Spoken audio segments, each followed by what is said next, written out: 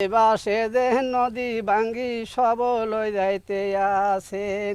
তেঁতুলিয়ার ভাঙনে ফসলি জমি ভিটে বাড়ি হারিয়ে নিঃস্ব জয়নাল আবেদিন।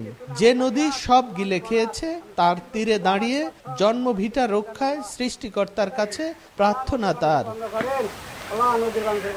একই অবস্থা ভোলার চরফেশনের চর নুরুল আমিন গ্রামের বেরিবাঁধের বাইরে থাকা বেশিরভাগ বসত ভিটার। নীলকমল ইউনিয়নের কাশেম বাজার থেকে বাংলা বাজার পর্যন্ত প্রায় ৩ কিলোমিটার এলাকা তেঁতুলিয়ার ভয়াবহ ভাঙনের মুখে।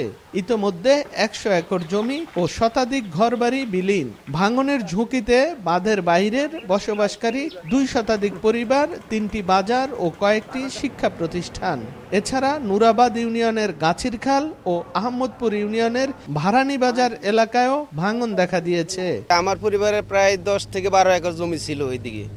এক বছরে প্রায় ৫ থেকে ৬ একর জমি নদী ঘরে বিলীন হয়ে গেছে। নদীর ভাঙনে বাপদাদার বিটা ভাঙি যা, তারপরে আমি ঘর বাড়ি ছেড়ে দিয়ে এখন মানে মুজিবনগর যায় একজনের জায়গায় ওরকার থাকি। এখন যেন ভাঙ্গা যাইব, আমরা যেন কোথায় যাব, কিভাবে নিয়ে স্থান নিব, আমাদের এমন কোনো পরিকল্পনা নেই, আর এমন কোনো আর্থিক অবস্থাও নাই। এ অবস্থায় নীলকমল ইউনিয়নের অধিক ঝুঁকিপূর্ণ ৩০০ মিটার এলাকা ভাঙন রোধে জরুরি ব্যবস্থা নিয়েছে পানি উন্নয়ন বোর্ড।